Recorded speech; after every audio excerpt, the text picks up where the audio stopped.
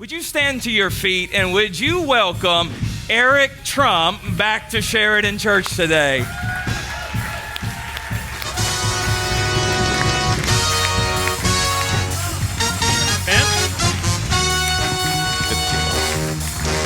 You know this tune, right? I know this tune. You know this? I know this. Your dad kind of likes to dance a little bit. So Oh, we will make you do it. All right. You guys can be seated. Oh, man. It's glad to have you back. It's been a hell of a road. Oh, my goodness. Great road. I mean, last time you were here, it was the end of October. It was right before the election. And so I had asked you, do you think we're going to win? Because you've been through this several times. Yep. 2016, 2020, now 2024. And you said, we're going to win. And you turned out... With an asterisk. I said we're going to win so long as they don't cheat, right? Yes. I think that's what I said on the stage. And we won. So I have a question just to get this started. All right. It's election night. Yeah. You're with the family. You find out, all right, we've done it. They've called it. We've won in a massive landslide. How did that feel as a Trump? You know, guys, it feels great, right? But at the same time, at that point, you're so numb. I go back to 2016 when we won that night, and we were so numb. We worked our butts off, right? We were on TV 10 times a day, every day. We lived at Fox News. We lived on the radio. We had no voice. You kind of left it all on the field, and so you get to that final day and you're watching the results, but like the results are a little surreal. You're watching it on a TV screen. There's nothing more you can do to go out there and effectuate change. You can't do another event. You can't give another stump speech. You can't do another interview. It's kind of, at that point, it's a little bit out of your hands. And so it's a little bit of a surreal experience. You would sit there and say, after a year of fighting, you'd just be jumping up and down. And inside you are, don't get me wrong, you're elated, right? You just won the biggest Super Bowl of our lives, but at the same time, I can't tell you how kind of tired. That's a grueling process. Campaign trails are brutal, especially if you're us, where they're attacking us 24/7 and they're trying to do anything they can to take you down and smear you and make your life absolutely miserable. So, but I have to say, this is one of the last events I did, and the pastor's been a good friend for a long time, and he goes, "You have to come to Oklahoma." I go, "Pastor, why the hell am I going to Oklahoma?" And all of Aaron is like, I told him there's a chance that we could lose Oklahoma, so you got to come. And what I meant to say was there's a chance you may not get all 77 counties. I go, "Pastor, I'd much rather be with you than just about anybody else, but how about Pennsylvania? I think that'd be a slightly better time to use the resources in." But I have to give Oklahoma a tremendous amount of credit. Right? 77 for 77, 3 times in a row.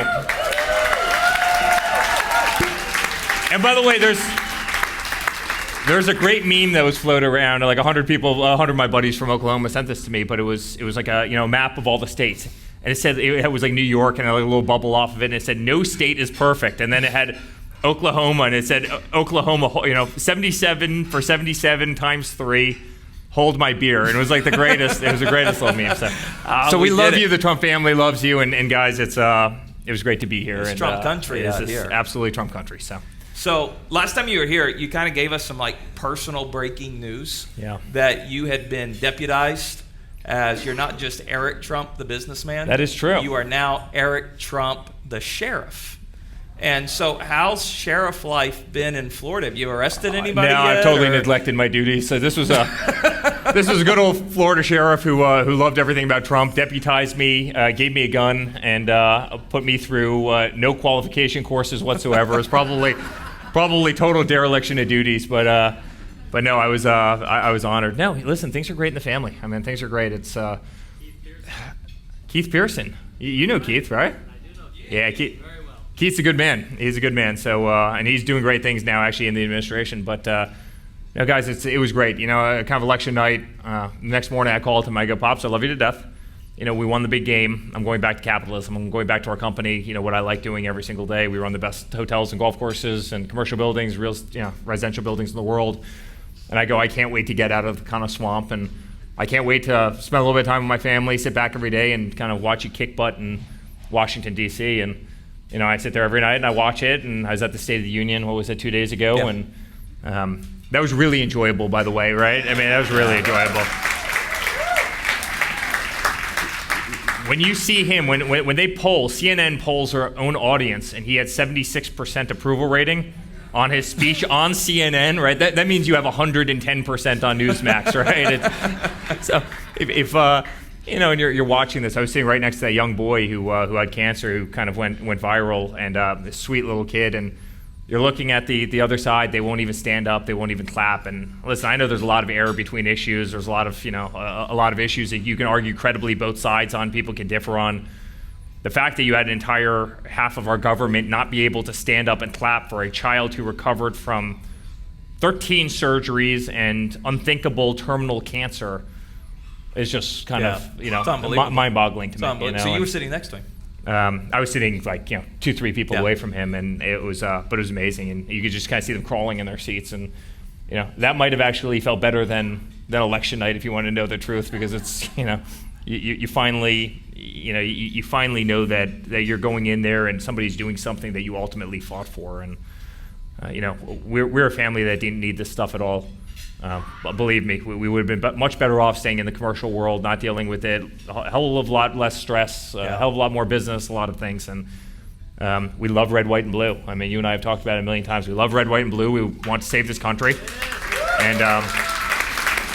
And hopefully now to the business community, we see the greatest 4 years of prosperity. I mean, at the end of the day, isn't that what it's all about? Putting America first. So leading into that, like, your dad's back in the White House, and man, they are like on a tear. Yeah. Just the amount of things that it's hard to keep up with. How many things are getting done, and then you got DOGE that's coming in, and how many are loving what DOGE is finding in? It's just like we spent how much money on transgendering mice? It's like, but. Anyways, so 8 million to be exact. Okay, that one. That's 8 million too much. But so your dad's back in, and I mean, it is just mission, go, go, go. What are some of the things that have, because there's so much happening, as from like in regards to the economic revival that our country is so desperately needing? What has happened so far that's going to help produce, say, that economic revival? Well, let me just step back. I mean, I think, there's a great article that came out the other day that said, he's throwing so much lead in the air that they actually can't counter-program it on the other side, which I think is a really beautiful thing. And if you actually look at what happened in 2020, we all have our opinions on what happened in 2020 without getting too political in an event like this. But it was actually almost like the greatest reset of all time, because you could completely change your cabinet. You could see their true inner colors. And I mean, the cabinet's full of all-stars, and they're all-stars that are doers. These aren't academics. I mean, these are people who have become the most successful people in their respective fields. The head of energy. I mean, you go down the line. I mean, these are true kind of titans of industry, titans of Wall Street, titans of the economy, who literally gave up some of the biggest jobs in the world to go in and save this country, right? They didn't need them, and you see what they're able to effectuate. I mean, believe me, Elon's life would be a hell of a lot better launching rockets from Cape Canaveral than having every single Democrat universally loved by all, like Donald Trump was before he got into politics in 2016, versus having all the Democrats, holding up these little ridiculous round signs saying, Elon steals, or whatever the hell they put on them, right? But yet you have a brilliant guy in there every single day finding waste. And I'll give you a little story. Right before the State of the Union, we were in there, he was finishing up the speech, and they came in with like 15 pages of DOGE cuts. And he goes, listen, I want to pick like 10 of these to read in the speech tonight, but we just got to find like, great ones. I mean, ones that really kind of prove the point. And you read through the list, and every single one of them was freaking ridiculous. I mean, you start checking them off, and there's 15, 20 pages of these. You're checking them off, and it's like, how do you even pick like the most ridiculous of the most ridiculous? And that's why I remember that the conversion of transgender mice, it was $8 million for transgender. You're doing a big renovation of this church. You would build an incredible church for $8 million. Right? For $8 million, you do it for half of that. I mean, like which do you think benefits society more? Studying transgender mice, and we all know the answers to this. But so you see the initiatives of DOGE. I think they're at $176 billion right now. But one thing that's not spoken about, he wants to get to $1 trillion. And if you get to $1 trillion, I mean, congratulations, inflation no longer exists. If inflation no longer exists, plus, drill baby drill, you're going to have interest rates are going to come spiraling down. That's going to be an incredible thing for the consumer. That's going to be an incredible thing for small caps. Well, it's going to be a great thing for businesses in general, but it's going to prioritize, obviously, small cap businesses. family businesses who actually need debt, unlike the Apples and the Googles out there who are hoarding cash.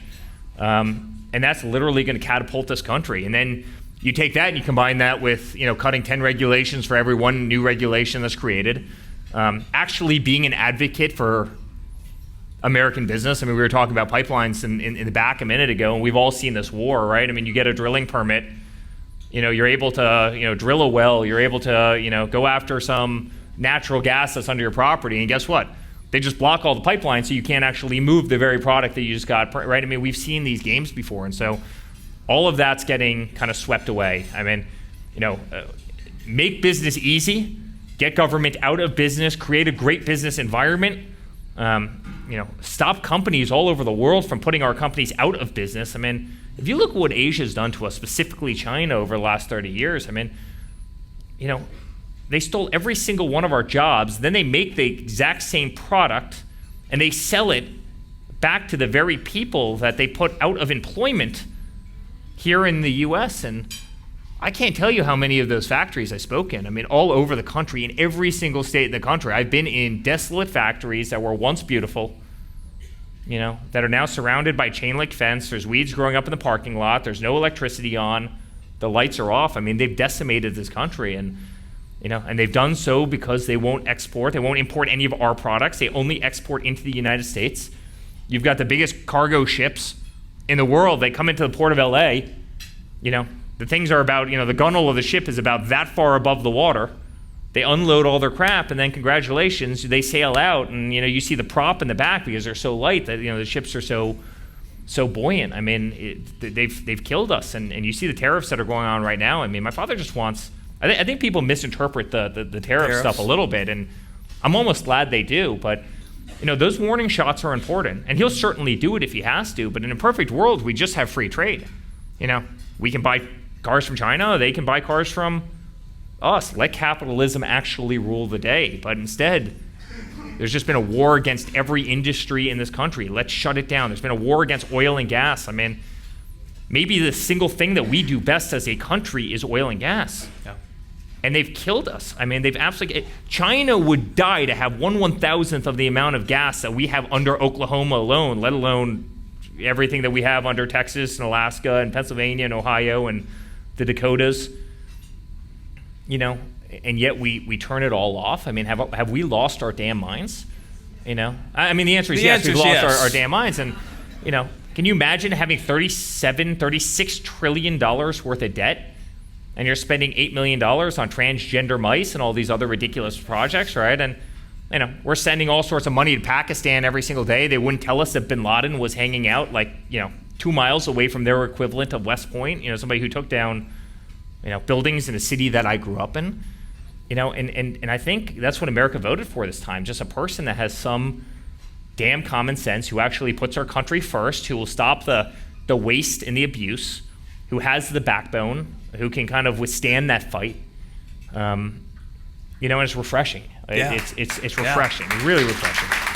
Now you mentioned something that I kind of had been thinking about. It's interesting. So in 2020, every person in this room knows that Joe Biden did not get 81 million votes. Like every person in this room. Because everyone in this room has a functioning brain. Amen. And so, but it was bad from 2020 to 2024. But part of me is kind of glad that your dad wasn't in office from 2020 to 2024, because, just my opinion, it seems like a whole bunch of Americans woke up during that period, and now that your dad's back in, it just seems like a man on a mission, and nobody or anybody is going to get in the way of the mission and the cabinet of all-stars that have been built, because so many people who were on your dad's team in the first administration, who were more of a hindrance than a help, kind of got exposed in those 4 years, and now they're no longer in positions of authority. And so although it was a bad period of time, I'm kind of glad that we So much. went through those 4 years. And would you say, what's the biggest difference between administration number 1 and administration number 2? Or what's the biggest difference between 45 and 47? Well, listen, I think in life, right, lows make highs better. Does that make sense? All right, if you've had the low, it makes a high better, and I think there's a huge difference. I think my father had been in D.C. like 11 times before he had literally walked into the Oval Office to sit behind that desk for the first time. And I think all 11 of those times were us building a hotel on Pennsylvania Avenue in Washington, D.C., right? He didn't know these people. Like, these weren't our people. These were far from our people. We didn't hang out with the politicos, and we could play the game. We understood the political game, but we were always surrounded by capitalists and and people who were oriented toward a goal. When you win, you effectively have 3 months to fill 9,000 seats, right? These are obviously the entire cabinet, all the military positions, all the ambassadors, everybody in the State Department, everybody in the IRS. I mean, tell me right now off the top of your head, if you had to appoint the head of the IRS, right, like who would it be, right?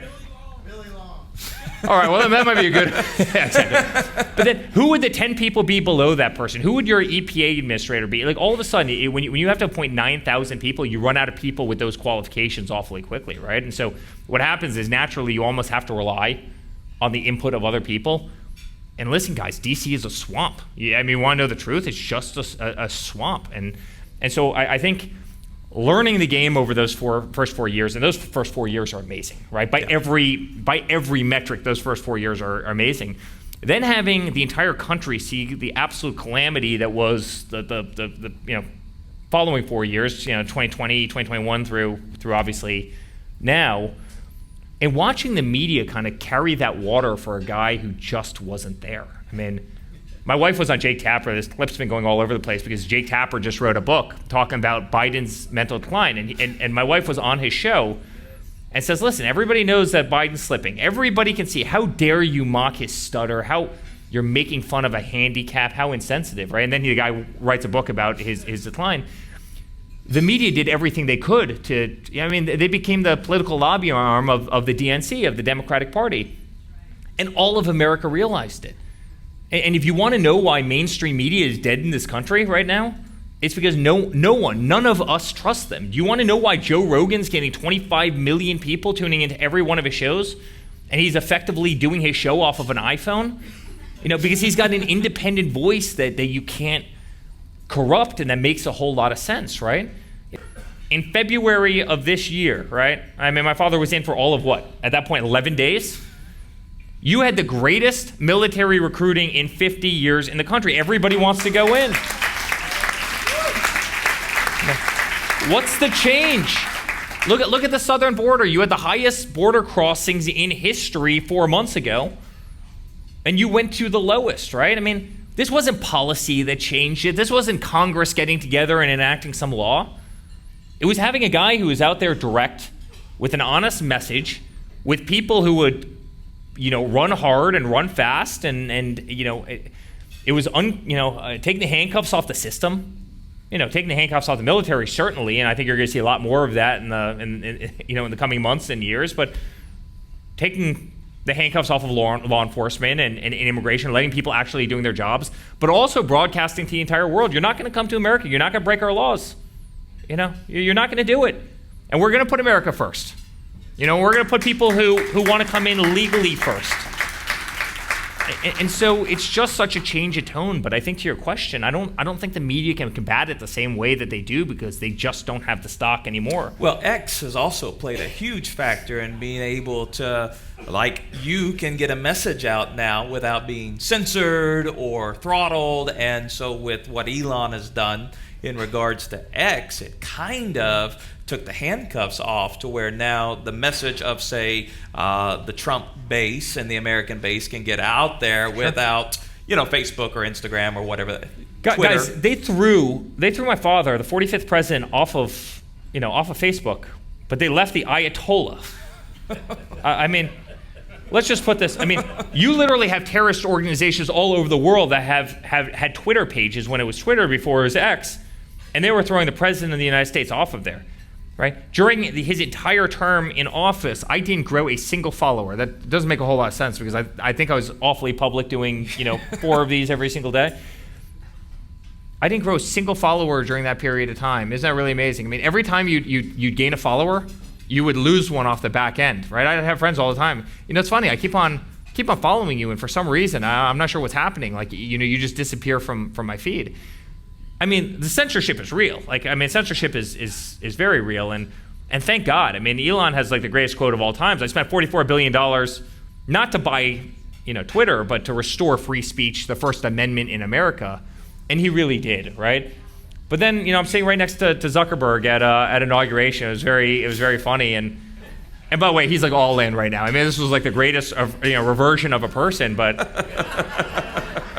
he's all in. And by the way, it's great to see. I think they realized at this point that they got it wrong. I really think they realized that they were on the wrong team. I think it cost them tremendously. I think it cost their industry tremendously. In a certain way, America wanted that underdog. They don't like these games. Like, listen, if there's a couple of things that you don't play around with.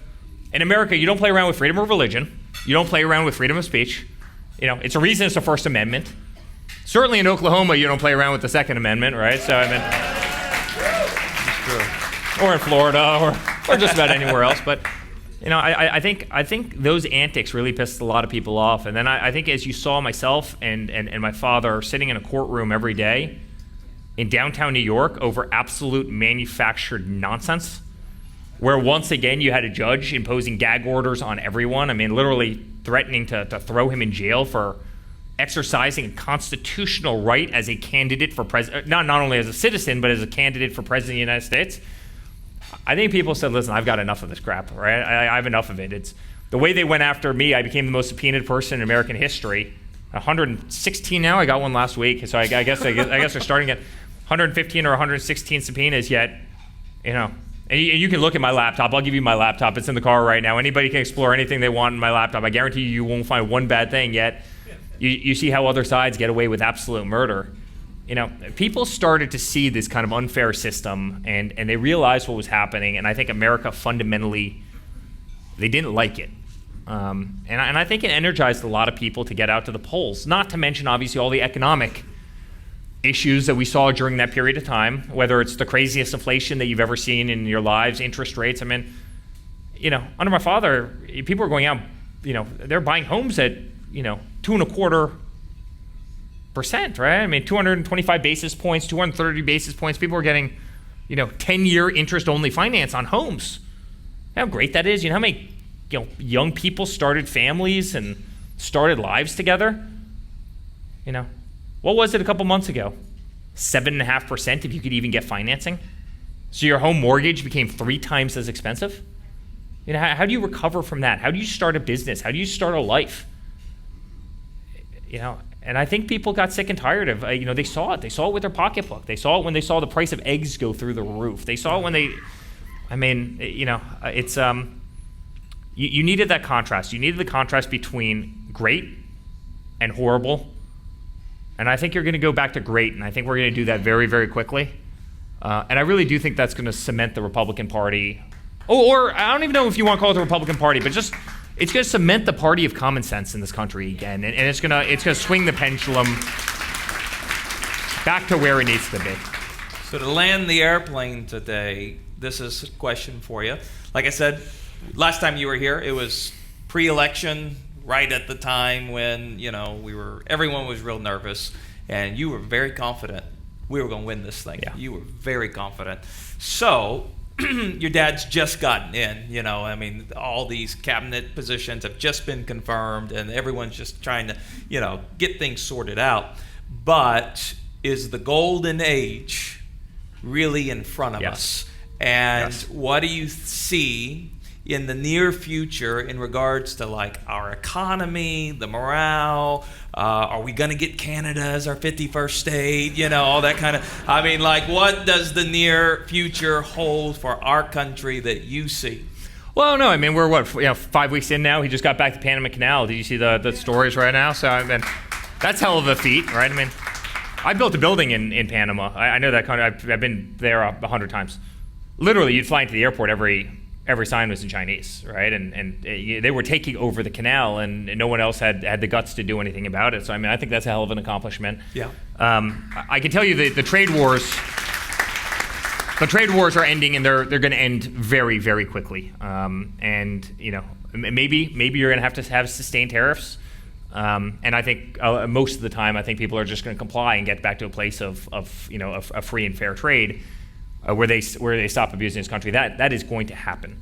You're going to have incredibly low interest rates. I mean, if Elon can even cut half of what he thinks he can cut out of the government, if he can cut $500 billion out of government this year, it's going to take interest rates down substantially. And again, it's before the work that oil and gas does. I mean, there's a lot of economists out there that'll say that oil and gas is 60%, of inflation, because it's used for literally, everything. Whether it's 40% or it's 60%, it doesn't matter. But you combine cost cutting in the federal government with oil and gas prices coming down, and that's going to yield substantially lower interest rates. You combine that with a president who actually goes out and cheerleads. It's amazing. It's for the longest time we haven't, we had it during his first 4 years where you had somebody who was a cheerleader, but you never had anybody cheerlead for this country, and it was always like an amazing thing. And if I actually attribute like one thing to Donald Trump's success throughout his entire life, he was always a great cheerleader for whatever he did. If he's on The Apprentice is the best show. We've got the best ratings. It's the number one show. We've got the best celebrities on there, right? I mean, he was just a great cheerleader for that. If he was in real estate, Trump Tower is the best location in New York. We've got, you know what? It was true, but I think it was compounded by the fact that he really believed it, and he just beat the message over and over and over again, right? I mean, you had Obama coming off planes in China. He would come off Air Force One in China. First of all, China wouldn't even bring him stairs to the plane, right? He'd go out like the kid stairs on the bottom of Air Force One. They wouldn't roll up the red carpet or anything. And then he would sit there and he'd apologize for American greatness.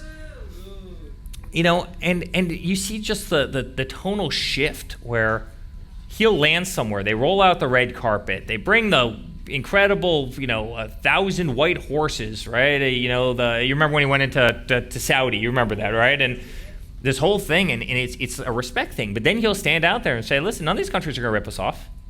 They're not going to rip us off. They're going to give us oil for great prices. OPEC's going to lower energy prices. We're going to do this. We're going to do that. They're not going to steal our manufacturing anymore. I mean, he's doing that on their turf. Remember, Obama was the guy who said we were going to be in war with North Korea. All right? And then what? Like 6 months later, and there was some fighting, right? You had a little bit of this transition period that you're seeing right now with the tariffs, but, the guy goes, I have a button on my desk. He goes, I have a button. My button's much bigger. My button actually works. And then 6 months he's walking into a country that Obama said we were going to go to nuclear war with, right? And so, there's a little bit of having that voice, being a cheerleader, standing up, having backbone, making sure that the world knows that you're not going to get pushed around. You're seeing that this week, by the way, with Ukraine. I mean, we spent $300 billion in Ukraine. And what does America have to show for it? And then this guy comes into the Oval Office. He's arrogant as hell. I have a little sign on my desk. What have you done for me lately, right? I mean, and that mirrored Zelensky perfectly. What have you done for me lately? And we spent $300 billion. I mean, that's a lot of money. You could have built 100 Golden Gate bridges. You could have built 10,000 churches. You could have rebuilt the educational system of our country 100 times over, right? I mean, you could have fixed every road, every fiber optic cable in this country for substantially less than that. Maybe not if you gave it to government, but if you gave it to private industry, competent people. If you gave it to this guy and the people in this room, but it's kind of nice, right? It's kind of nice to see that people are going to come into DC, and it wasn't just going to be the regular dog and pony show. And again, as I said before, it's just the whole journey's been refreshing. But I think from a business perspective, you're going to see that translate in a very, very big way. When we start exporting goods, that's going to be an amazing thing for this country. When we get back to true energy independence and actually an energy surplus, and we can export it, much better energy, by the way, much cleaner energy, and we can export it to Europe, and we can export it to our allies so they're not buying it from Russia, so they can't build more arms, right? You're not buying it from Venezuela. You're not buying it from Iran. So they don't have the money to fund terror. They don't have the money to fund wars. You're creating peace. You're creating economic, massive economic opportunity for our country. in return, you're building that very infrastructure that I was just talking about. I mean, all of that, that rising tide kind of lifts all boats. And you're going to see that happening, guys. You're going to see that quickly. No one can compete against American, kind of capitalism. They just can't. Not to be long-winded, I'm sorry, but if you look at every other society around the world, like what makes America special? Look at the UK, and I do a lot of business over the UK. I'm going over there in 2 days. They were a society that was based off of the train, right? Like literally, like their industrial revolution surrounded like the railroad cars. So everybody would get on the train in London, and they would take a 6-hour train to Scotland or wherever the hell they were going.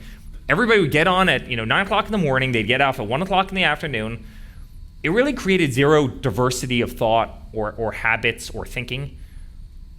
America was produced by really Henry Ford in so many ways, meaning our industrial revolution, where, if somebody wanted to go into New York City because they liked, jazz, or somebody wanted to go out, to, the mountains of Pennsylvania because they liked, they wanted to go hunting, or they wanted to explore the West, or they wanted to go skiing. It allowed kind of diversity of thought, and that's permeated our business environment where you can have somebody who can be fascinated by making a paperclip and doing that a little bit better. You can also have an Elon Musk go out there and try and land on Mars, right? No one else has that thinking, right? Most societies are about saying no, and America's about saying yes. And if you can just get government the hell out of our way, so we'll solve the rest of the problems. So is it safe to say the great American comeback is underway? Well, I certainly hope so after 10 years of... if not, I may as well, go retire in some cave somewhere. But listen, people are going to be proud of this country again. Yeah. All right. I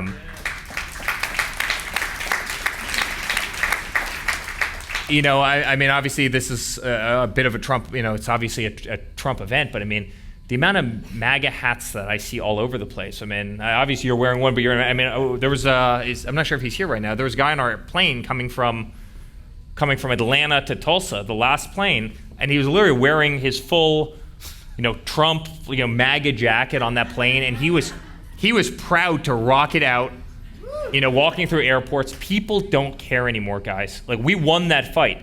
Yeah. I remember we have a great winery in Charlottesville, Virginia. It's the largest on the East Coast of the United States, and we do these wine festivals, like the biggest wine shows in the country. People would come up to us and in 2016 and they'd whisper, "Hey, we're voting for your father. Our entire street's voting for your father," and they were covering their mouth like this. "Our church is voting for him. Keep it very quiet." And I'd always ask, I go, "Why are you whispering?" No, I don't want anybody to know. I don't want anybody to know. No one's whispering anymore, guys. There's no whispers. No one's whispering. No. I love him.